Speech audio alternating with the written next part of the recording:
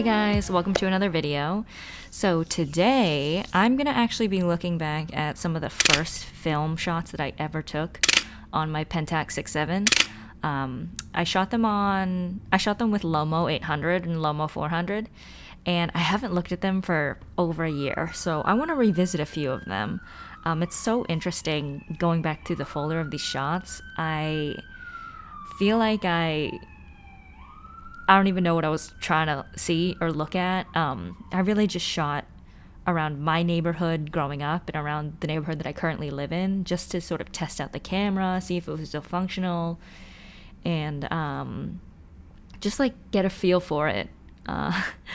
So some of my shots that I'm looking at have no focal point and no storytelling to them, but I'm gonna see if I can still, spruce them up, find life in them again, you know what I mean? Okay, so this photo actually is my favorite one that I've taken with film. Granted, I don't at this point have a ton of film photography experience, but I like it because it was so unexpected to get this double exposure, and it creates these very strange moments, in my opinion. Like the texture between my cat Beansy and her skin, and then the folds of the shirt, to me are just so interesting and so tangible. And there's some additional texture happening here as well that I really feel like this Lomo stock did a great job capturing.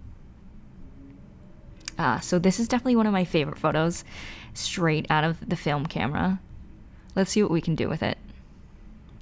I think more than 2 years later, when I go to shoot again with traditional film on an analog camera, I think I have a lot better experience with manual settings.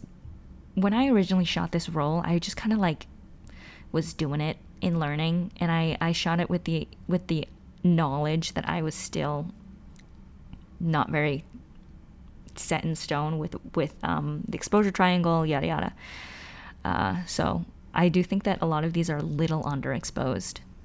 Oh, and today I've been using this candle a lot in my videos because it just smells so good.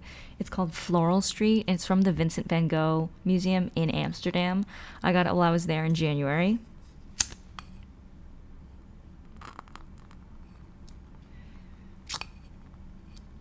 I believe that the scent is Sunflower Pop, obviously inspired by his famous sunflowers. And I always get skeptical with like themed candles like this, but this one truly smells great.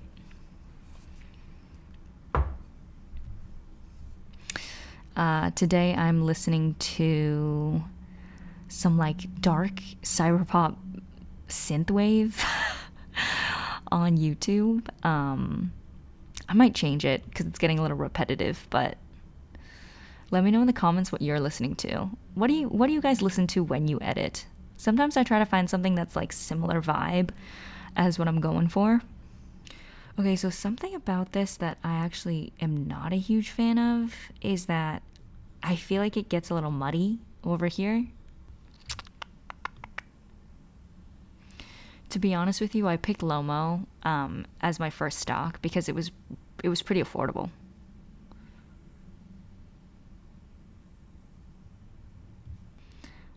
The indecisiveness.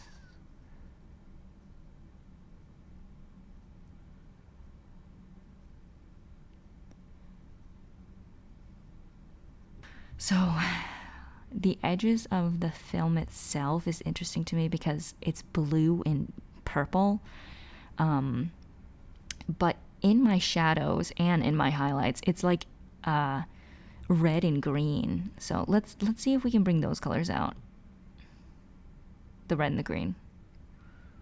So let's tint it.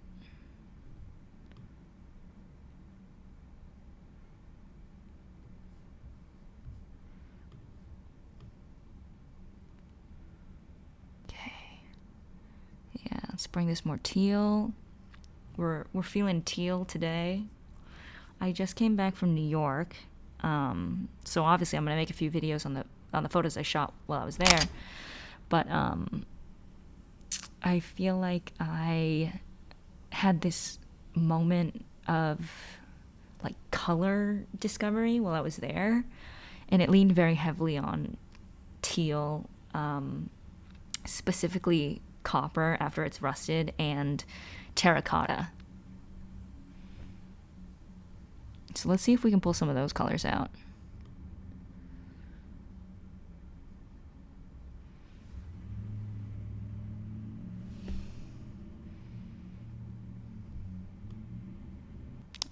I think I wanna eliminate the purple.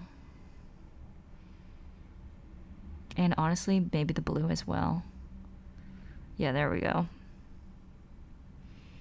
I love the colors that film can produce when it's not like developing perfectly. But in this case, I do feel like if I want to tone it down to 2 colors, I should remove the others. Yeah.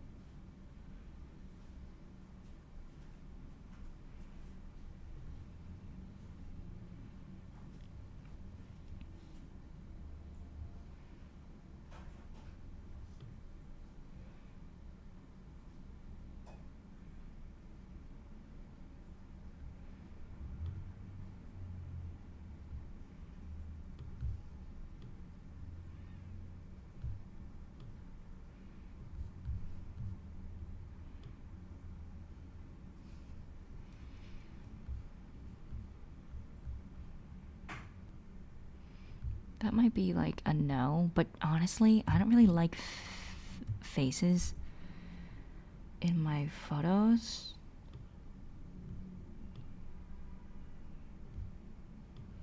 So I want to see if maybe there's a way I can abstract it. You know?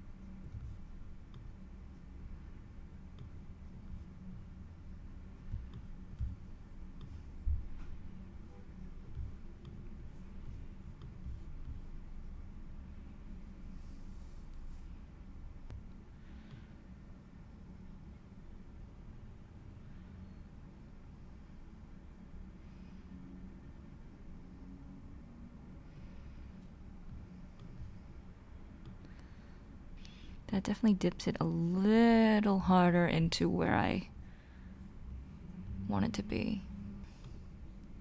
Rotate.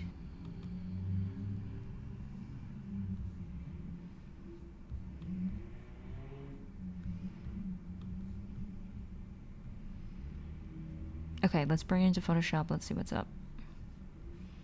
I guess I could also just crop out the face. Let's see what that looks like. That's not bad either, but I like the stripe. Maybe I'll crop it in Photoshop, bring over the border.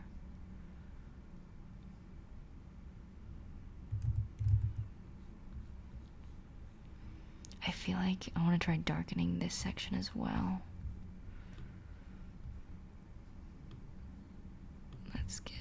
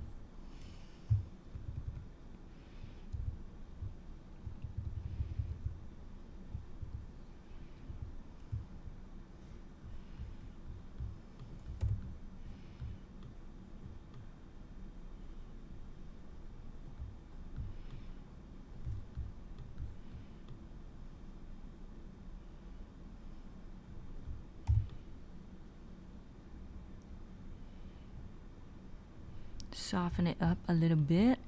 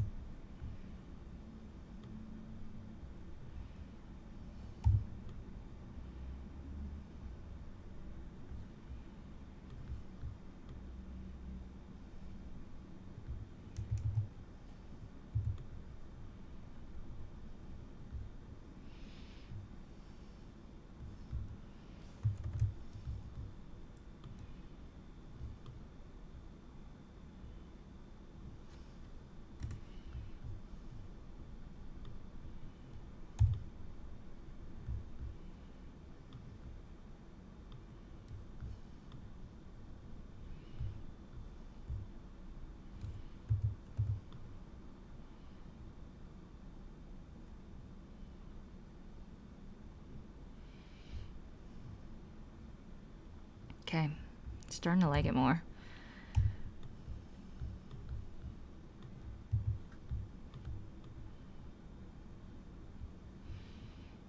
Yeah. Yeah, that looks almost monstrous. Okay. I also have this.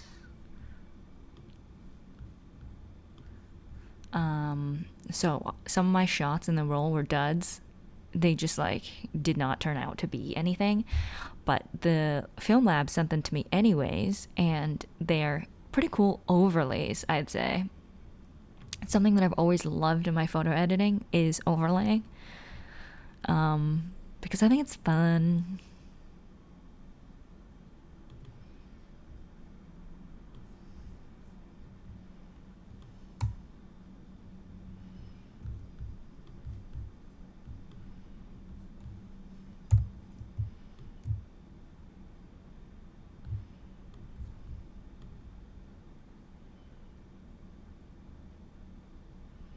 Like that, yes, is so interesting to me.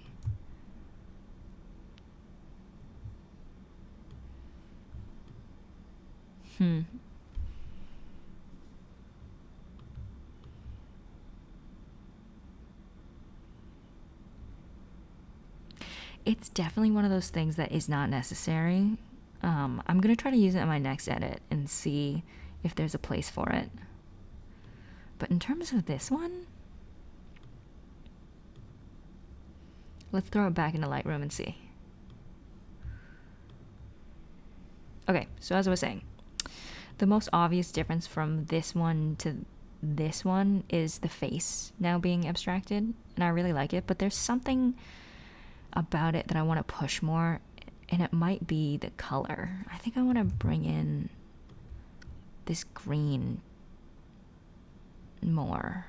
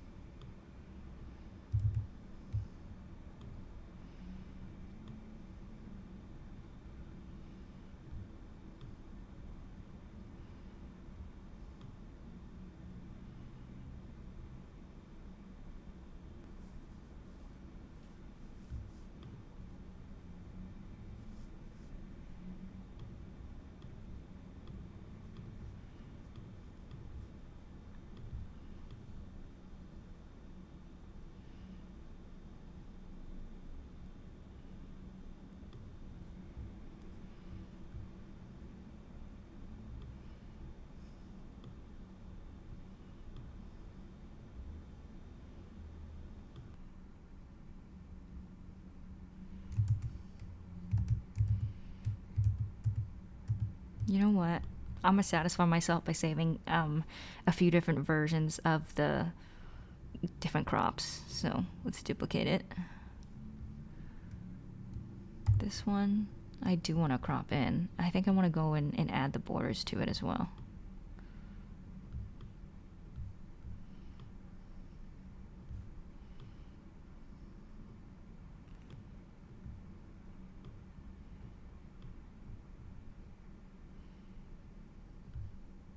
Let's use the line of the shoulder.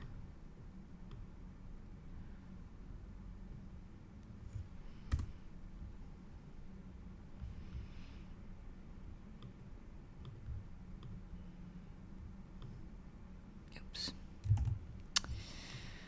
What about...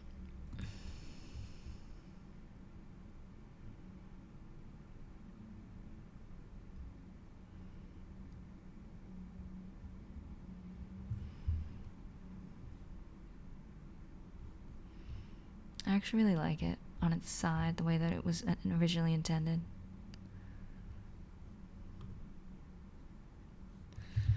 But let's flip it back.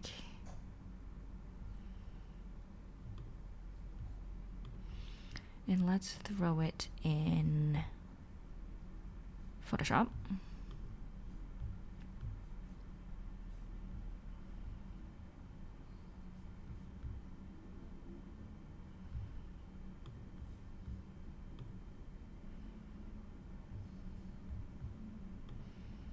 Okay, we're also going to throw this in Photoshop so I can get those borders.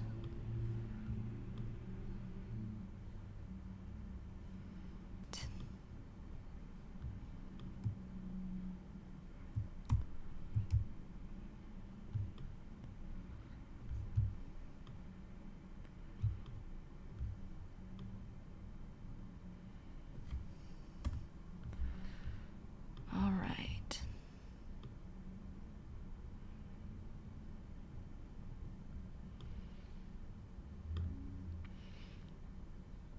No, I think I can be pretty imperfect with this because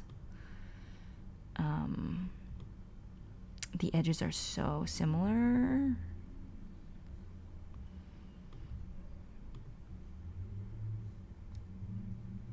Oops.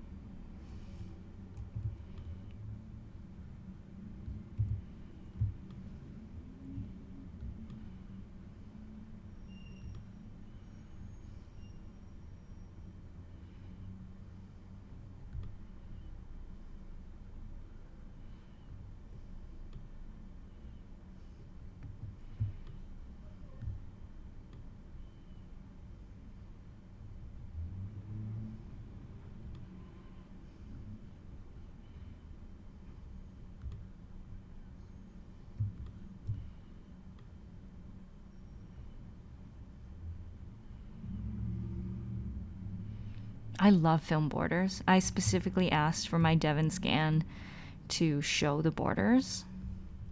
But what do you guys think about borders in post editing?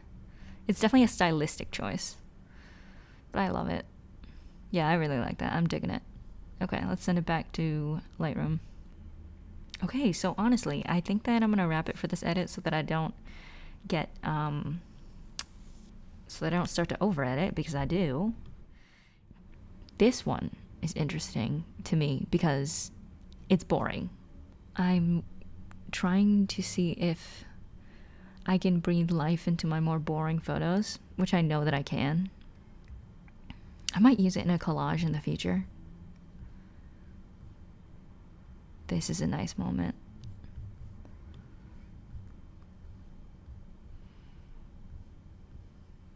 Okay, let's see what we can do with this. I might play with overlaying these two in Photoshop and seeing what's up, seeing if I can find a good pattern. First things first, let's crop in.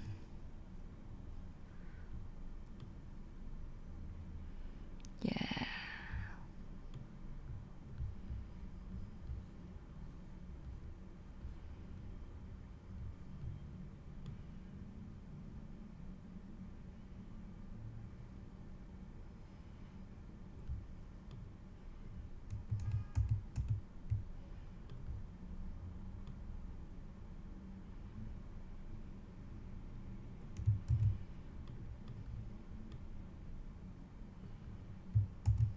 Okay.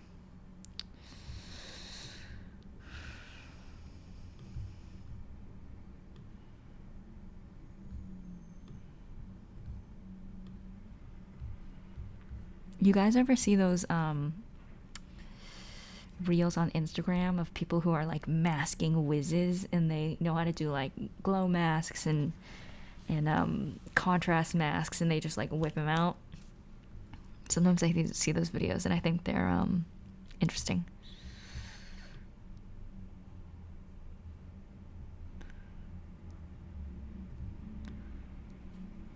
Okay, let's bring the texture way down. I do kind of just want to white it out.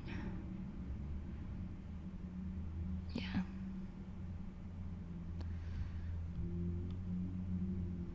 Let's bring the texture back.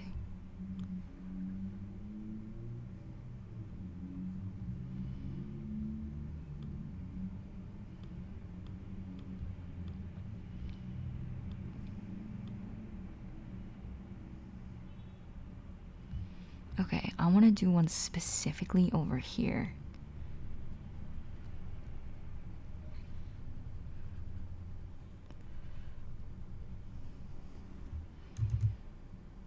Maybe for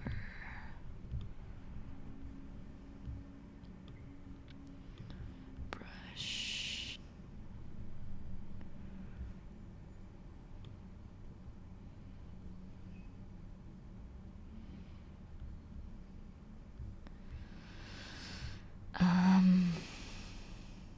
Okay.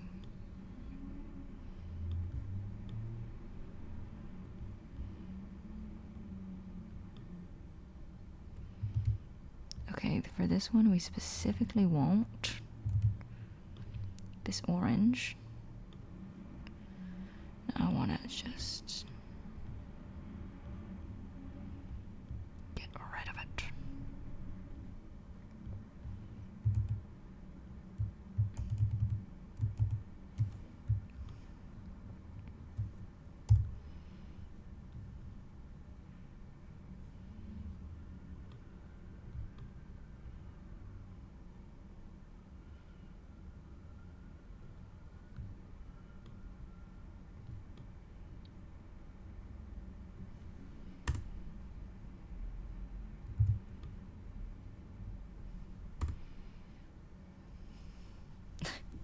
Honestly, interesting.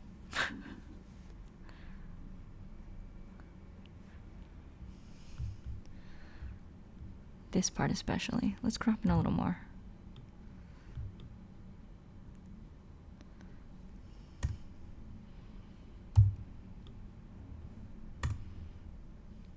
Okay, let's see what we can do with this one, then let's overlay them. Okay, so this one was taken on Lomo 400. I think it's a little underexposed, but maybe that's why it will be great for overlaying. Okay, let's start with cropping.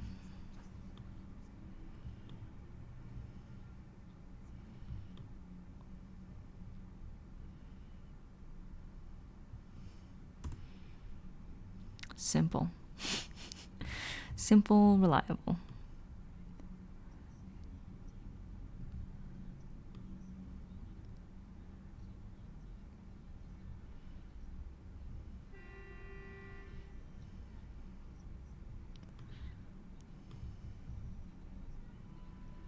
Okay, let's really bring in some blue and some green, because in this one we're working with blue and green as well.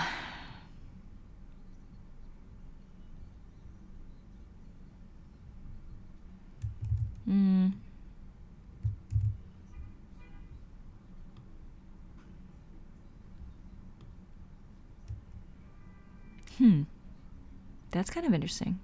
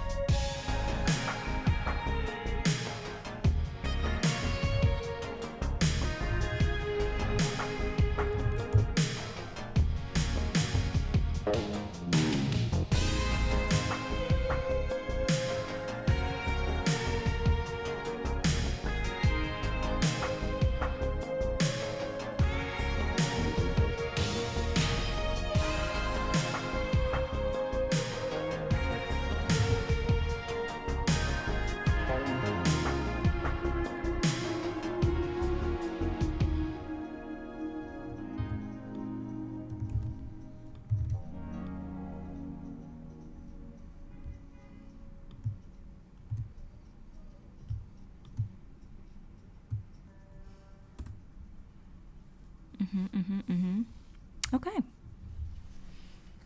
Well, so this one started looking like this. Like this. And this is where we're ending.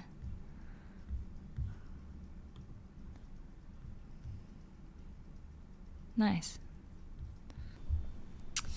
Okay, that concludes this video of breathing new life into old film photography. Let me know what you think on the edits. Let me know what you're up to and what you're working on. And I will see you in the next video.